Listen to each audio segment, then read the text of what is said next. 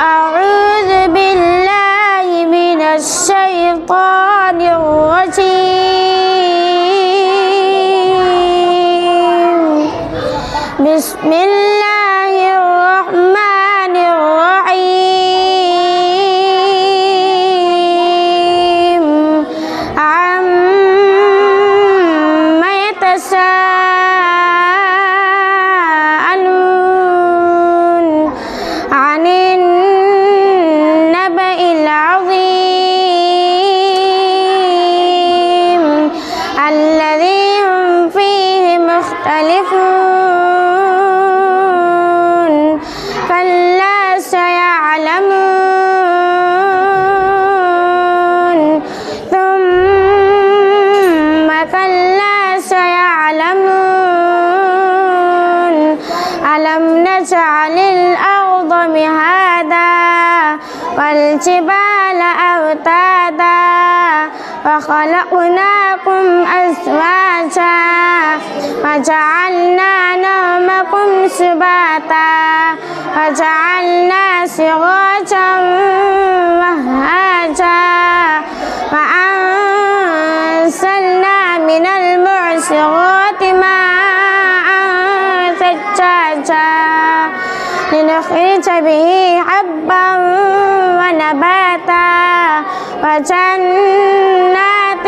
ألفافا إن يوم الفصل كان ميقاتا يوم ينفخ في الصور فتأتون أفواجا وفتحت السماء فكانت أبوابا وسكرت الجبال فكانت سرابا إن جهنم كانت مرصادا للطاغين مآبا لابثين فيها أحقابا لا يذوقون فيها بردا ولا شرابا إلا حميما وغساقا جزاء وفاقا إنهم كانوا لا يرجون حسابا وكذبوا بآياتنا كذابا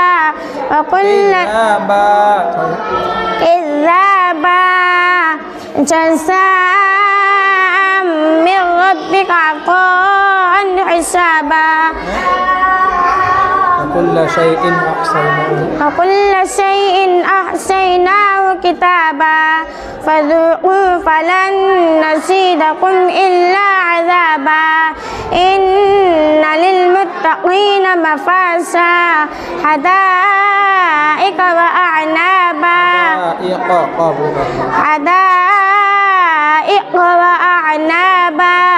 وكواعب أترابا وكأسا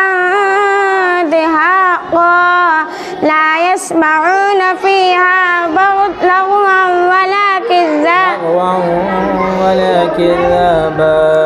لغوا ولا كذابا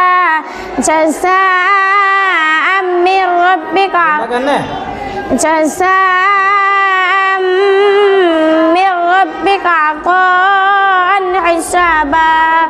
رب السماوات والأرض وما بينهما